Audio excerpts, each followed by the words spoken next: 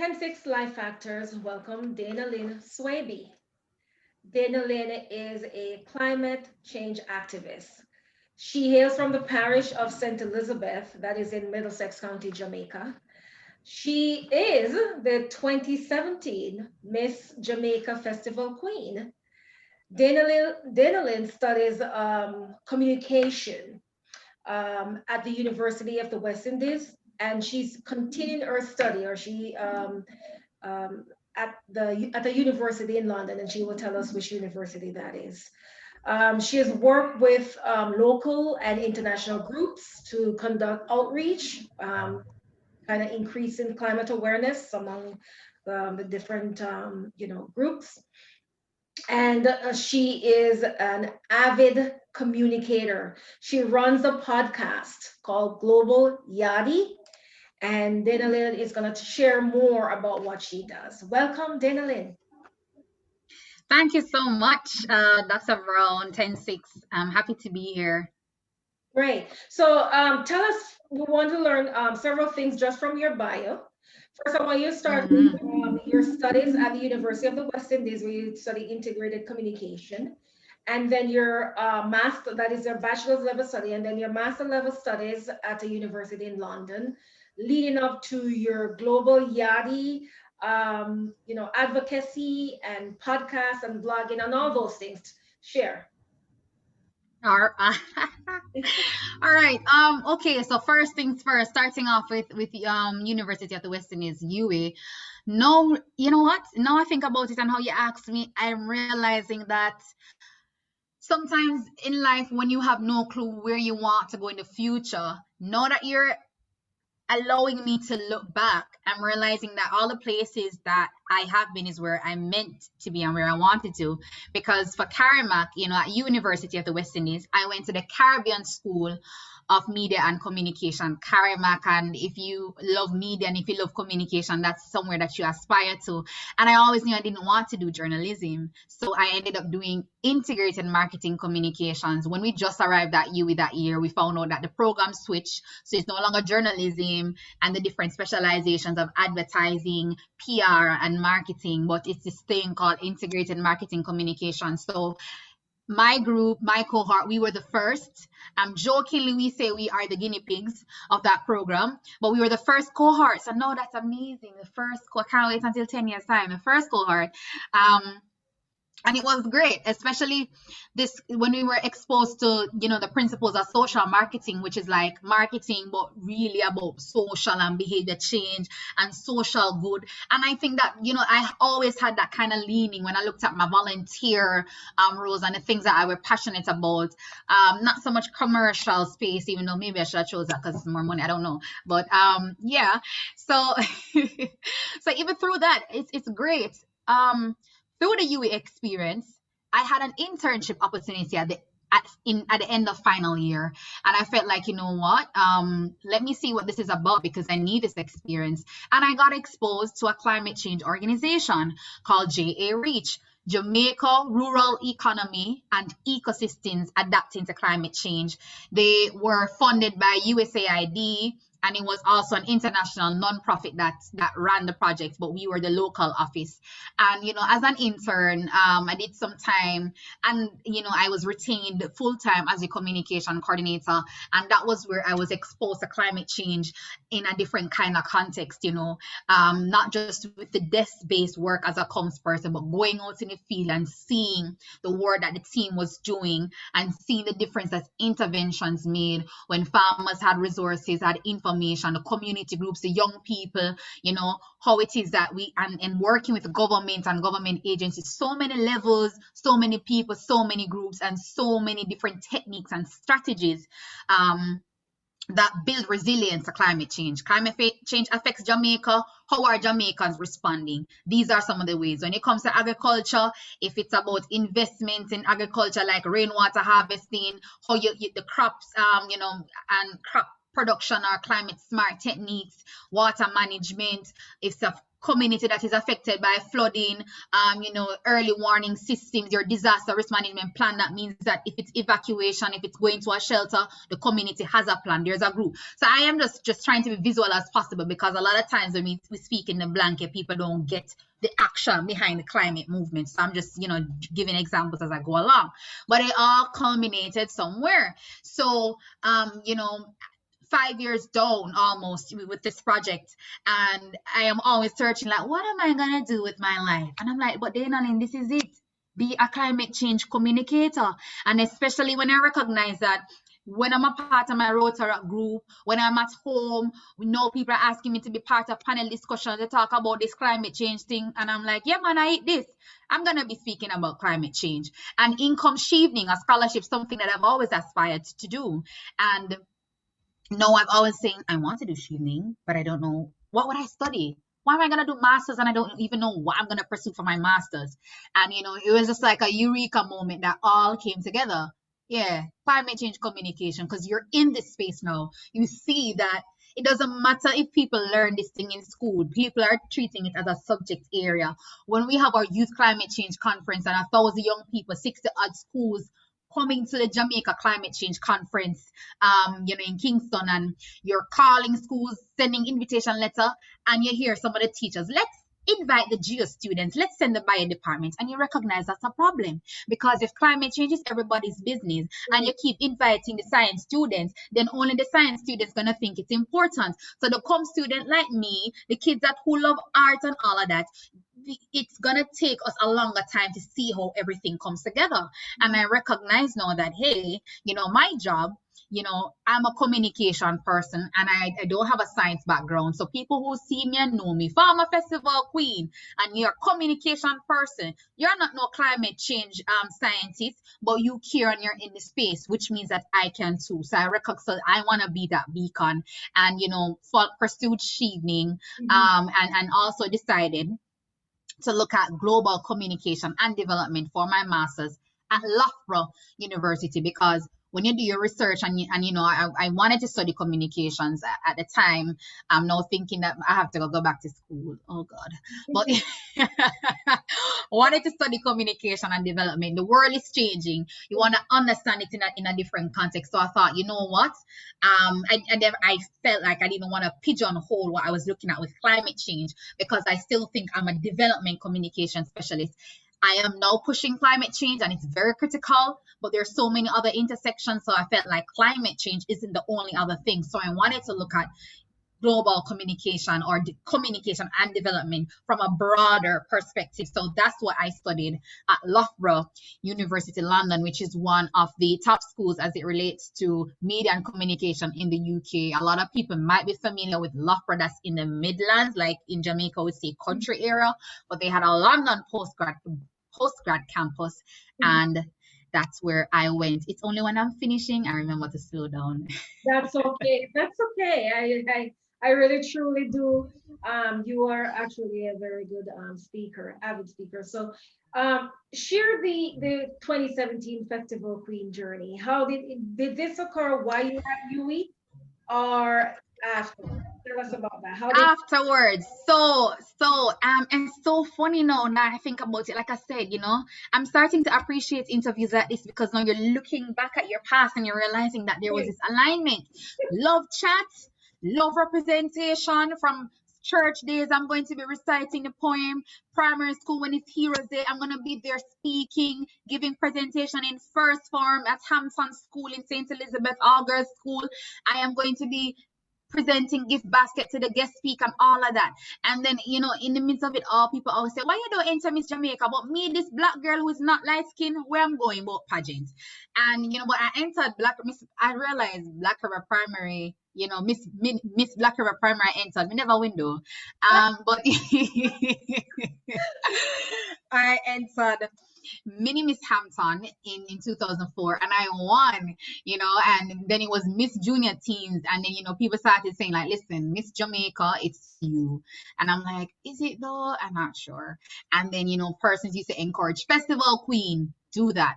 And you know what, a couple of my friends entered before, and I saw them, and I always wanted to do it, and then I felt like, okay, I live in Kingston now, this is not gonna work. But then I had a friend who, she lived in Trelawney, and I saw her, and even a closer friend, of mine had entered for Miss St. Elizabeth, and the year in 2016 when my friend from Trelawney won, and my other colleague from my friend from Trelawney, she won at the parish level, and then my other friend from UA, she won the national title, and both of them were like, listen, like my spring in the freeze. This is me pausing for dramatic effect. Like, Right. listen, your time now. Your time now. And my same friend who won back in 2015, I remember visiting her for her baby shower, and I said, hey, I'm thinking about entering Festival Queen. And she was like, do it. And I reached out to her sister, and I'm like, listen, I don't know about this Kingston St. Elizabeth travel, but I want to give back. I don't want to be the country girl that turned her back on her parish, and like, you come a town and live now, you're forgetting where you're from. And I told my friends, I'm going to enter Miss Jamaica Festival Queen competition. And everybody was cheering and like, listen, we were waiting for you to make this declaration. Yeah. And, it became something that changed my life, from even struggling to Black River or St. Elizabeth on those evenings after work to make the rehearsal, and just really getting that renewed love and support from the community to say, I'm going to do this. And listen, I tell people all the time, if I didn't know that I was loved at that point in time, before that, I knew no. When like there was a community of people, and I think about my high school colleagues, my UE colleagues, my commute, everybody was just like, listen, yeah, go win. you're going to win. Yes. And it was just an amazing experience, meeting so many women. There are parts of pageantry that I absolutely hate. I won't necessarily get into that, but I realized that competing against women, it makes me feel funny. A lot of people are competitive, but I wanted to just represent. Yes. So I focused on representing rather than competing. And for me, I don't know if a lot of people have the difference, but for me, it made the difference, because it's like pageantry, like I said before, it can be, some parts of it's kind of off-putting, but when you focus on it, like, there's a whole community behind you, and there's a trajectory, and then something that I didn't even realize, that you're inspiring people. So when I had younger girls who look like me and say like, listen, it's about leadership, it's about seeing yourself and seeing like-minded people, like complexion people on a platform, it becomes so many more things. And wrapping up this, the biggest thing of all, and I will never forget, almost forgot though, but I'll never forget to mention it, in me making that decision to embark on that journey, I changed history, being from a parish of many first, winning the title for St. Elizabeth for the first time in the then 55 year history of that competition was just phenomenal and amazing. And I will tell my grandkids about it, or adopted grandchildren, when they wipe my trophies, and they'll get tired of coming over. It's interesting that you say that, you're concerned about, some people will, listen and question, is there colorism in Jamaica? And there is colorism in Jamaica. There is. And especially from St. Elizabeth, in terms of the ethnic makeup, there's a lot of German ancestry in St. Elizabeth. That is people who look more European than they're looking African. Definitely. So I do understand that. What was your entry? What entry platform? Was this was it climate change awareness? Actually, no. It wasn't. So I was a market vendor. So because spoken word is my thing if I'm ever going to do any kind of talent piece. So the first time, so I did a market vendor for both the local and international, the parish level and the national level, and it was social commentary. So at the time, I was commenting on current affair pieces of the day. So a lot of times people ask me to perform it, and I'm like, no, it's stale now, because it was really around a specific, within that time frame. But it was a market vendor pretending to speak to her colleague, and incorporating the different news pieces. And I chose a market vendor because my late grandmother, she was a market vendor, and I felt like I wanted to pay homage to her in that sort of way. And I did that, and just like I mentioned, just incorporated the different pieces of the day.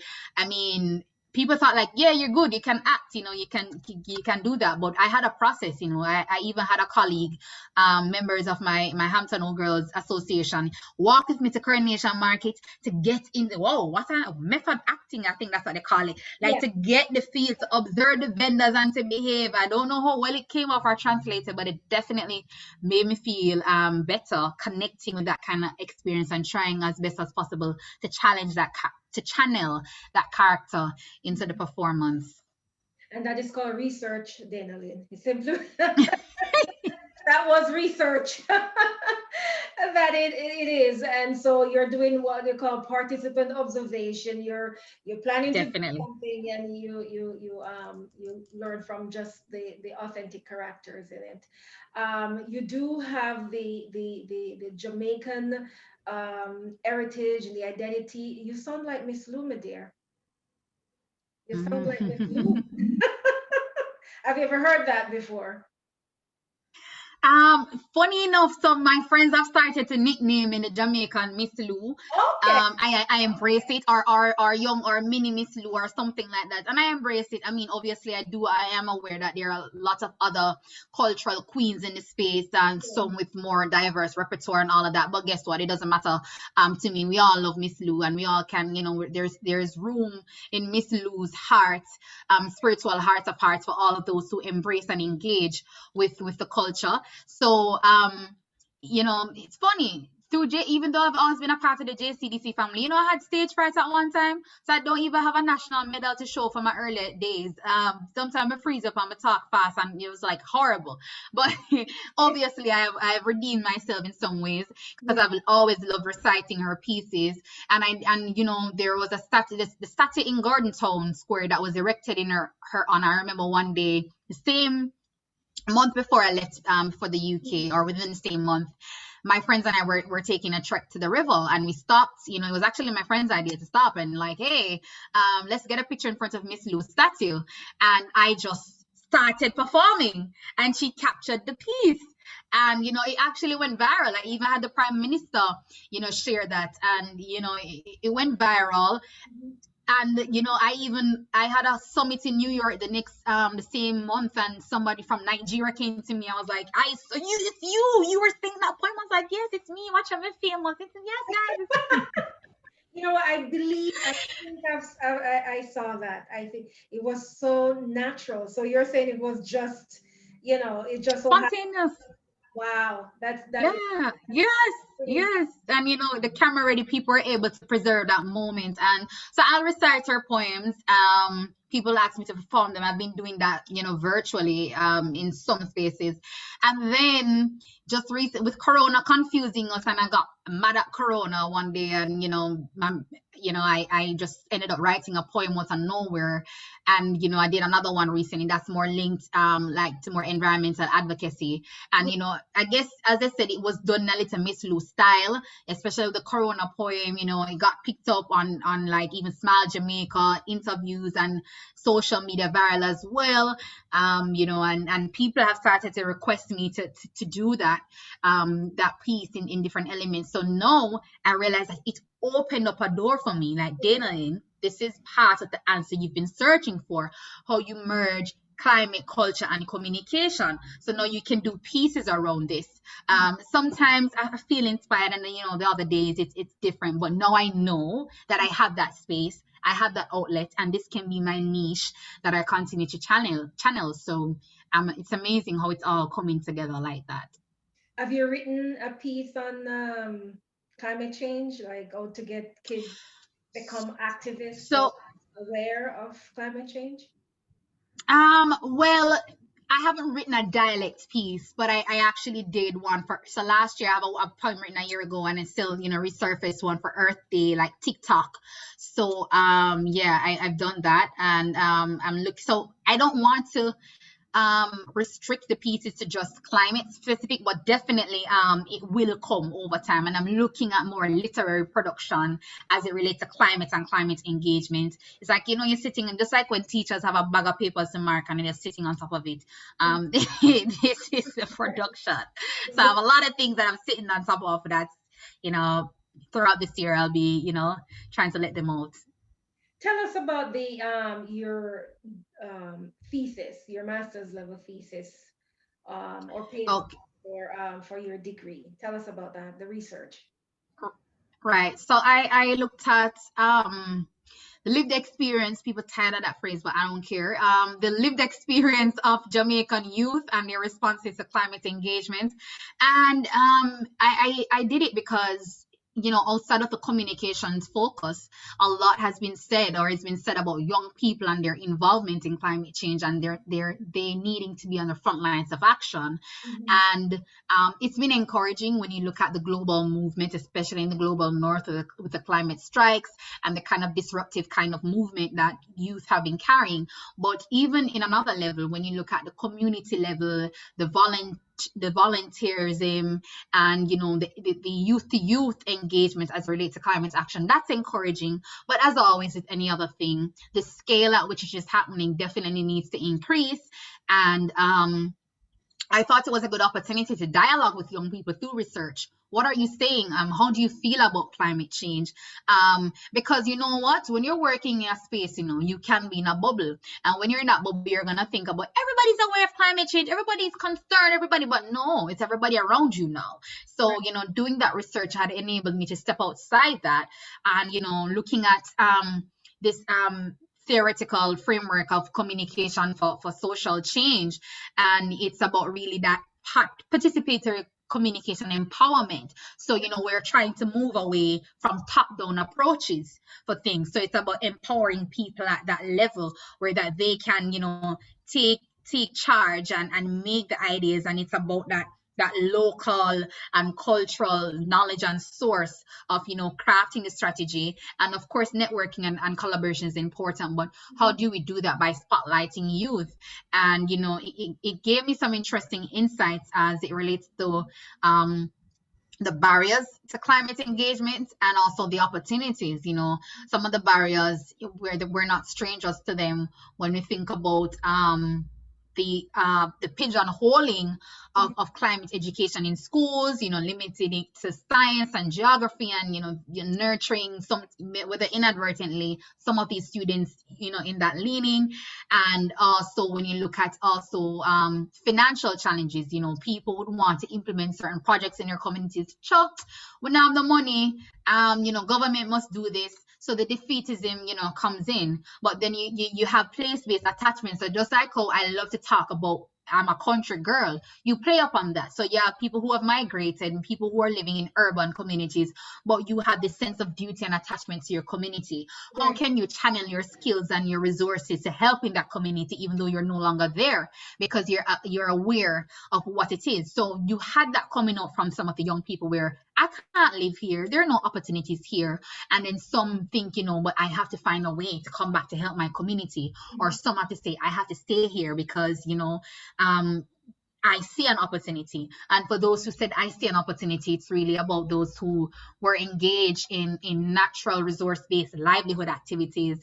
And you saw, of course, in that research, even people like myself, where you have other aspirations now, but the family structure, the socioeconomic structure is also tied to natural resource based livelihood. So with me, who was a young professional, but your daddy was a farmer and your mother was a market vendor, or your grandmother or something. So what they did in order to send you to school, in order to put food on the table, was dependent on the climate. So the climate sensitive sectors that they're working in, and that also have implications for your future. So you're seeing the indirect and direct impacts through that, and recognizing, of course, that when rural youth and urban youth come together to talk about climate change, it's more apparent among rural youth because of the direct impacts. But then, urban youth, some are interested, and then you realize that there are other elements where I'm speaking to young people and you're like, listen, water shortage and garbage disposal and other environment malpractices are a problem. But we can't get concerned about that because two people just get shot down the road. And, so all these things that you have to contend with. So it was not just in fulfillment of the degree for me, it's also brought me on a path to responsible communication. So people will always want, when you represent a little penny section, they say you're always, full force and aggressive and demanding change and demanding. But I am cautious in my approach because now you have to understand underlying factors and, you know, have more clarity in terms of why people can do X and Y. So I'm not going to get up and tell people to do something without understanding why they can't, and trying to understand, do they have resources to take this certain behavior? Because when you pursue a certain cause, you have to recognize that in order for you to pursue it, there's a certain privilege. So I don't have to worry about where I'm finding my next meal, so I can go jump up about climate action. You understand?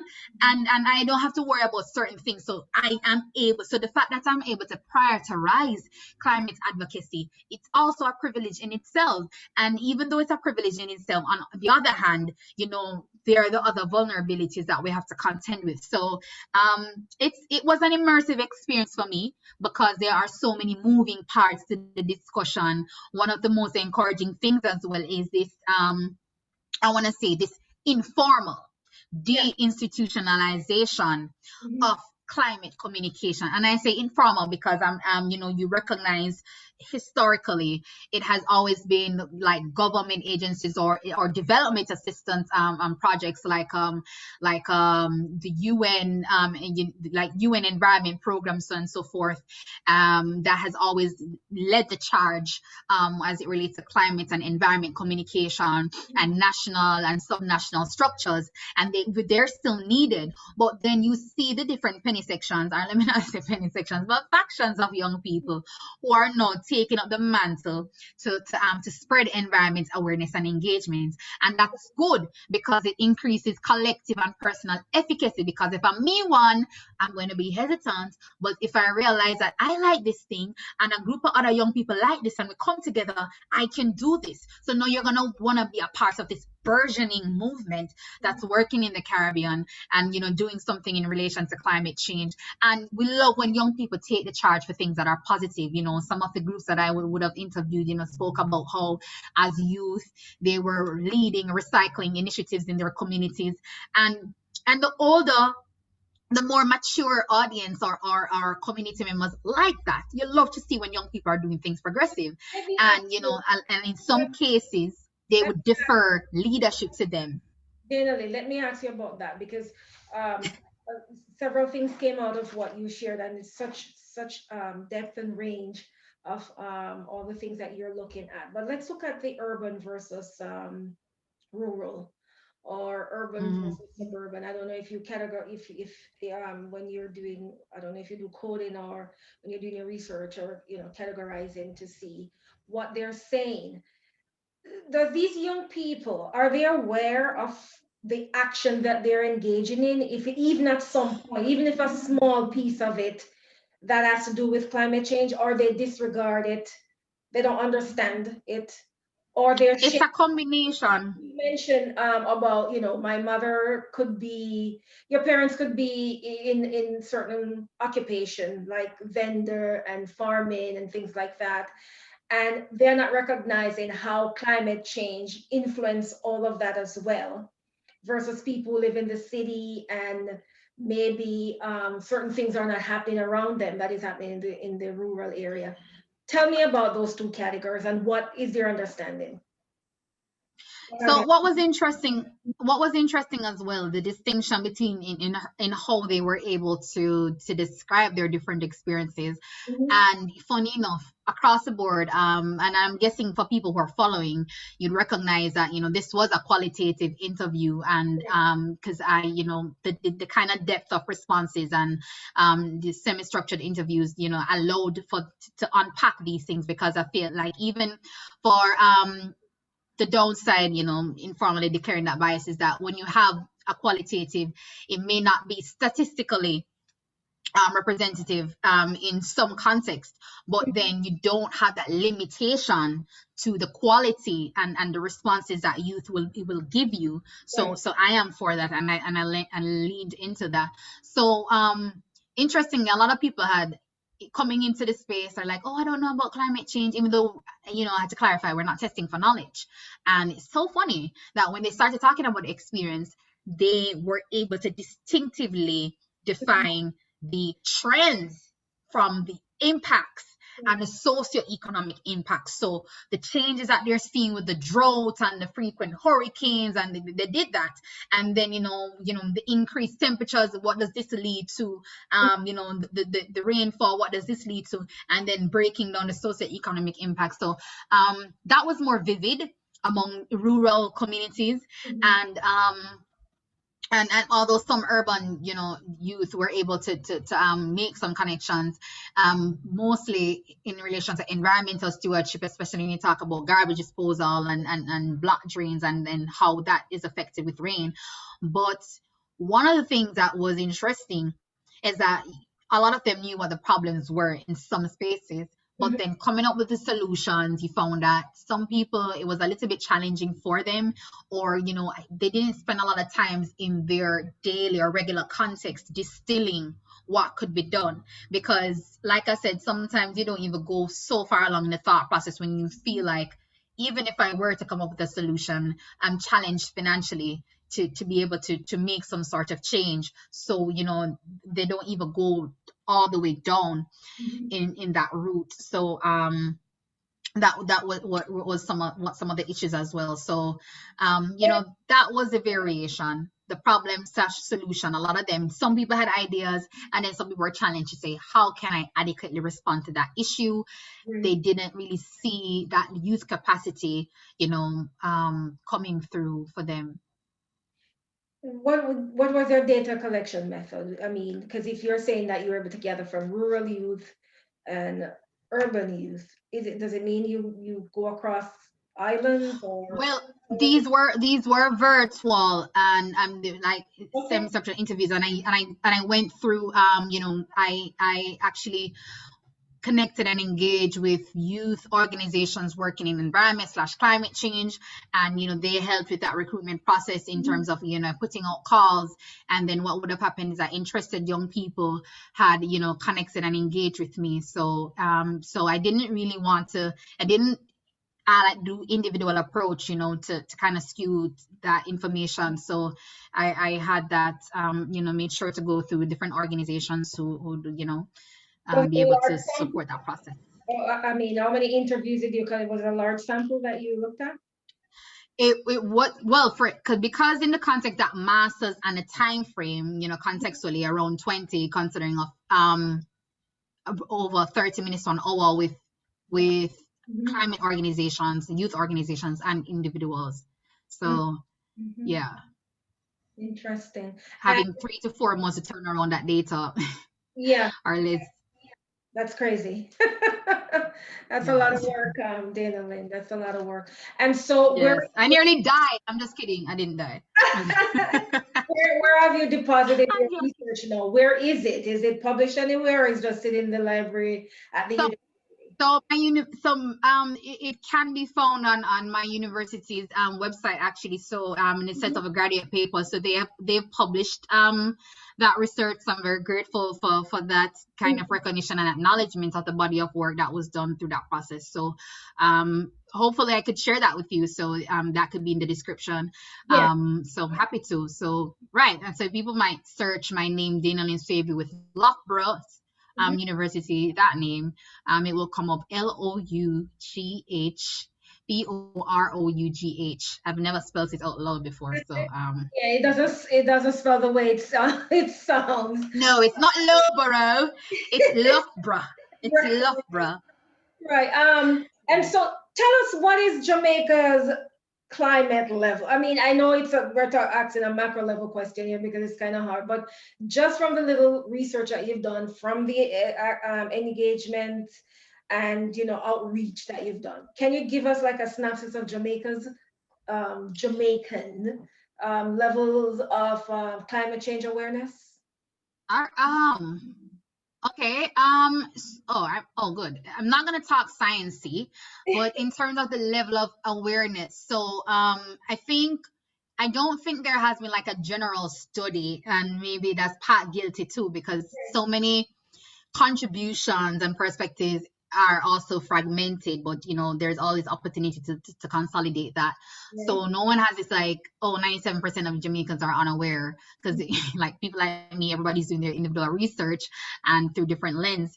But through engagement, you know, having worked across the 14 parishes of Jamaica, and you know, going through, I think it's just how people are distilling climate conversation. And I think, and I want to say the average Jamaican doesn't know that they know about climate change, if that makes sense. We know, but we don't know that we don't know, because climate change makes it seem like it's something else. But when you start to have a conversation with anyone, they can relate to you in terms of the impacts and how it's affecting us on a daily level.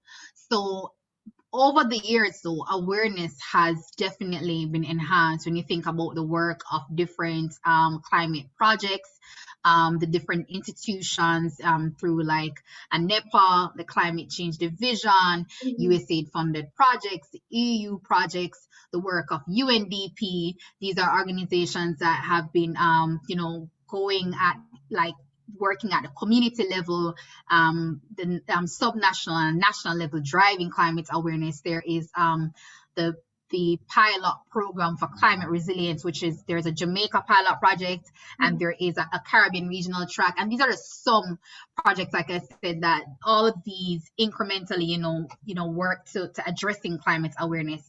And I mentioned them because these are projects that would have ground level engagement and are working in rural spaces as well, you know, to gauge what people know and what they don't know. And like I said, what's happening is that when you talk about climate change, there's this evolution of the discussion. So first it came from global warming, and now, you know, it's climate change that we're talking about. But it's just that, I guess, as the world and the natural phenomena changes, it's different, because global warming was more crucial at a point where, hey, we're recognizing that the earth is getting hotter. But now we're at the stage where this global warming is causing other things to happen. So now we're talking about climate change. So I think in terms of Jamaicans, awareness is still something that's important, but no, we've moved past it to action, because I would have even spoken to people through that research, persons who for 30 years or more have been in climate communication in Jamaica, at an individual and at an institutional level, and climate awareness has come a far way. It's the knowing versus the doing, and then there's this whole psychology and everything that's associated with the gap, you know, between climate action and awareness. So now it's about, how do you allow people to incorporate climate action and the things that they're doing? And I tend to use this analogy, like when you're giving people medicine or babies medicine, and you want them to take it, but they see that DPH box, so they're not going to take it. So you have to cut out the apple juice box and feed them the DPH. And I'm not saying that way to trick and blindside people into you know, taking action. You can't. But the point of it is that you do it in a way where you know, do it in a way where they see it as a necessary part of their living. So like, I'm wearing this shirt, and you know, I would have gotten that like from a Primark that says sustainable care. So even in the products, and you choose, you're teaching people to make responsible decisions, or even in a community where it's maybe flood prone or hurricane prone, and or not hurricane prone, but susceptible, depending on the infrastructure. No, you're wanting to have conversations and to put things in place where people know that now you can't pass certain building codes if certain things are up to scratch. There's a housing scheme that's coming up. You know, you want the architects and the developers and all of those people to now realize that gradually we're going to have to, you know, change the codes and change the operating procedures and all that, to make sure that, listen, we are in keeping with the times. And the way that the material that is being used to build, I know that's a huge change in Jamaica as well. In recent years, they're using a more prefabrication material that is not holding up as well in certain climatic conditions. Right. You mentioned about in terms of the awareness, and how they said that some Jamaicans, or Jamaicans in general, may be aware of climate change, but maybe they're not able to conceptualize it or contextualize it. And I remember, I think I was down there and I saw this, public service announcement about don't dirty up Jamaica or something of the sort. I don't know if you've ever seen that ad. And they one of the biggest things that people tend to do when we talk about Jamaican climate change is that it's on the side of the reusing, recycling, and things like that. Why the rivers, even the rivers, the waterfalls, the streams, are so filled with plastic and bottles and things like that. What is the government doing, or nonprofit organizations or individual communities doing to kind of educate, do more outreach? Because yes, Jamaicans may be aware, but if they doing, as you mentioned, it's more action that would kind of demonstrate that awareness, right? All right. So even before I ask about what people are doing, I want to make the point that one of the things, even if people don't know this by articulating this specific phrase, but this is a concept that needs to happen, and it's collective responsibility. Mhm. Because I think government will want to be careful, because yes, we have a terrible culture of garbage disposal, but then we also need to look at why is that, what caused this culture in the first place. Do we have the infrastructure? Because people still complain about garbage collection and not having the facilities to do these things. So I do know, of course, that on all levels there's action. So the consistency and the increased realization that everybody has a part to play is important. So as a community level, you do have some communities that will organize, and I'm happy to see that you have, like persons doing their community cleanups, beautification projects, and beach cleanups. I'm a part of the Rotary Club of St. Andrew, and now we've even taken steps to even do quarterly beach cleanups, because waiting on coastal cleanup on September 16 every year is not going to cut it. And not just for my Rotary Club, there are other Rotary clubs that have come together collectively to do this. You have JET, the Jamaica Environment Trust, and other initiatives as well that do these frequent beach cleanups, and that's just one element of it. Recycling initiatives are also on the up and up. Have to also mention the Jamaica Climate Change Youth Council, one of the youth groups that are at the forefront of climate engagement and climate action.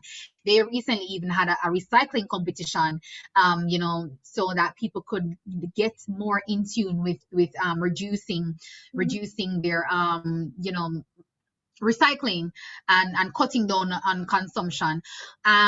So I think one of the things that we need to do, so outside of driving the awareness, is also to make sure that there's the enabling environment to support the behaviors that we're encouraging among people. So I want to also know that when I'm recycling, like even here, I'm sitting in the hotel room, and I have this bin, the recycling. Where does my garbage go? Where does the recycled well, not garbage, where does the recycled items go?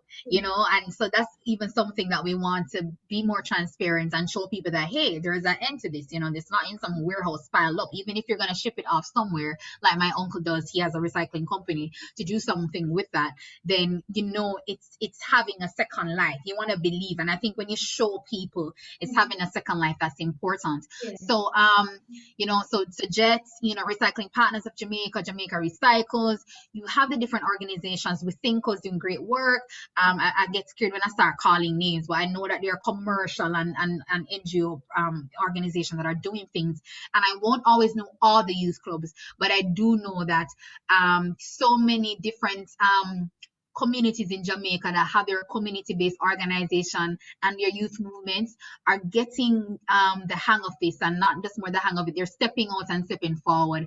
I had the privilege of judging the speech competition, seeing young people. It's not just about recycling the common material like the plastic and the paper, but now they're looking at how can they devise innovations that can reduce greenhouse gas emissions. You have one of them, of course, trying to run a waste recycling company. And you have companies who are also looking at trash to treasure in that general concept of the term. When I think about a 360 manufacturing that are using papier mâché and plastic and making park benches, home decor, flower pots, all these nice things that you'd love to have in your home, and you wouldn't have guessed where it came from. So that's showing people what's possible. Brescia, as an organization, I knew they used to take banners and denim jeans, your used denim jeans that you can't run and jump in anymore. So if you run and jump and it split, they were taking that and also using it to manufacture fashionable bags.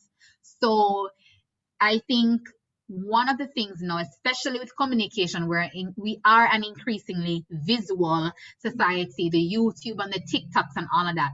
When people start to see what's possible, and you can get this from that, or I can do this too, chances are over time, it will catch on, and that will lean into the uptake that we want happening. And I agree too. Jamaica tends to be we're a touchy-feely type of group where we want to see to believe, we want to feel it, we want to know and see it happening in front of our eyes. But I also appreciate you sharing all the different organizations in Jamaica, because we in the US and the various diasporas, because some of our connection is mainly through what's online. If we're not seeing it online, we're wondering, do they have this? Do they have these organizations? But I don't know, also some of the ones that you shared about manufacturing, do they have manufacturers down there that are actually using recycled material to make clothing or furniture? Is there such a well, I only mention for those who are aware of. I mean, every day, I'm happy to applaud the ingenuity of Jamaicans who are trying. We're trying people, always enterprising. Excuse me, always enterprising. So, those are a couple that I would have mentioned. I'm sure, of course, that there are other people that are looking into, but you know how it is sometimes. Off the top of my head, I'm just gonna pull out the ones that I've seen and know that they're doing these things. So far so good. I mean, and not just in Jamaica. I don't know if you have a group, because there's group popping up everywhere now about those anti-groups. They're against anything and everything, especially things that are coming out of the US. Why is climate change so contentious? And do we have climate change? I'm not a political expert, but you know what? A lot of things is tied to money. I think that's just what it is. And a lot of times we don't like change, and climate change requires some adjustments. And what some people, depending on the lens, sadly, through which you look at it, some people's lens are limiting. So to protect that bottom line and the bottom dollar, so especially like the biggest thing is that with the fossil fuel industry, meaning like how we're generating electricity and all of that this dependence on oil and fossil fuels, and you recognize that you're going to have the biggest ball out or cry out from those from that industry, because of the trade-off that needs to happen. Switching to cleaner energy and renewable energy is something that everybody can do, but maybe the initial cost investment, and of course, come on, if you are supplying a particular thing for years and years, and this is how you're building your wealth, and no, what will happen within renewable energy is that there's going to be this democratization where you have a small man like me that can set up a wind farm and generate my own electricity, sell to my utility company, and empowering the national grid. Who wants that? When when you have a small few that are controlling some economic interest. So I think, it's a long entanglement, of that, when movies, books, so many things have been written on that. So it's about making sure that the power stays within and the wealth stays certain places. I think, I may sound a little bit reductionist, but it's so deep. I think on the surface, that's really what it is. And then apart from people who have their economic self-interest to protect, there are be people who are against the movement. But guess what? My role here is to convince. I'm not deniers, not wasting energy on the climate deniers, because I'm from the Caribbean. I am from a place in the world that is, as much as we treasure it, it's always under threat. When we think about the natural disasters, the slow and the sudden disasters that impact our livelihood and our way of living, all our critical sectors are climate sensitive. Agriculture, tourism, water, and the list goes on. It looks back to the impact of climate change. And no, we don't even have space to recover from one disaster. Even Hurricane Ivan, as so far as 2004, have we fully even recovered? And so even in the last decade or so, we've been hit successively, by different disasters. So we barely have time. So if it's not us, it's our neighbors, and then that also has implications. And now we have a pandemic, and St. Vincent and the Grenadines have been impacted by a volcano. Who have time? We've been scrambling and asking for more money to help us to respond to these things. We need more, like Jamaica got 19 students to go, 19 scholars to go to pursue studies to help their country. We need more than 19. When I go to the UK and I book up from, some countries have 200 and some have 40. Need so those are the kind of assistance that we need, and so that we can continue and build back better. So I don't have no time to be arguing with privileged people who even though sometimes we're in the same bracket as the whole climate change is going to affect everybody, but there are disproportionate impacts. I'm from a vulnerable region in this world. We don't have the luxury of entertaining those kinds of conversation. We want to be having discussions like this, or going to learning conferences, how we're strengthening, networking, negotiate for more technical assistance, train people, that we can build more resilient communities, and that we can have this chain effect and the contingency plan and the sort of cathedral thinking that we're not doing development planning, not just for 5-10 years, but what is it going to be 20-30 years down the line. So we're talking about Vision 2030, we can see it around the corner. Maybe we need to be talking about Vision 2060 now. So that's the conversation that we need to be involved in. So I hardly have time, to wrap my mind around it. I may sound like I'm repeating the narrative of other people when we're not paying any climate deniers any mind, but I think that's more. I even have more work to do, because the climate communication is hard, because it's so many things to unlearn. Yes. And it's you have to be constantly like trying to be ahead of things and understanding how things work, so you can break it down for other people. So But that is the narrative, unfortunately. That is the narratives of what is actually happening. And even though it becomes this repetitive type of narrative that has to be said. And you touch on a very an excellent point. Unfortunately, you're thinking, okay, anti-climaxers, as they may call them, where they're doing everything in their part to say, climate change is not happening. But it comes down to control, as you said, where the farmer can, create his own form of energy. That this is something that that they have to they want to be able to control, and what they have to look into. So that's a key point. Thank you so much for that. So this is our final question. I really do appreciate all you said. So what is the takeaway from all of this, from what you the abundance of information that you just shared? My takeaway from what I've shared, Yes. I would just say, the work needs to go on. And the takeaway for me is just to always find ways to make this relatable. So, and I say it because, especially with the pandemic, we've seen a lot of increase in virtual engagement, and I'm trying to escape some of them, honestly, because it's good and it's needed. But I say that because I always feel like I'm still missing out on something. And then there are always the people who are not a part of the conversation, or just the fact that the conversation needs to look different all the time for it to be successful. So the webinars, the meetings, all of those things still need to happen. But what is happening on the ground, and you can't do it all.